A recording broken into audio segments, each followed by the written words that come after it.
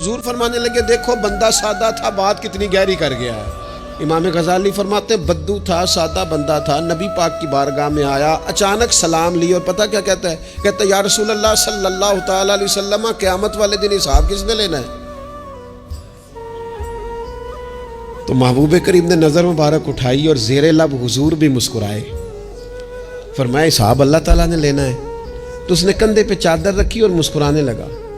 तो हुजूर फरमाने लगे तू क्यों मुस्कुरा रहा है? कहने लगे या रसूलल्लाह फिर खैर है अगर अल्लाह ने लेना है तो महबूब फरमाने लगे क्या माना? कहने लगे महबूब करीम जब गालिब आता है ना तो फिर माफ़ ही करता है। करीम जब गालिब आता है ना, उसने जब गालिब आना है ना, किसी बुजुर्ग से किसी ने कहा था कि बतौर मिसाल पूछता हूँ, अगर आपका हिसाब क़यामत के दिन आपके माँ बाप के ज़िम्मे रखा जाए, तो बुजुर्ग कहने लगे नहीं नहीं, रब भी ठीक है, मेरा मालिक माँ बाप से ज़्यादा प्यार करता है।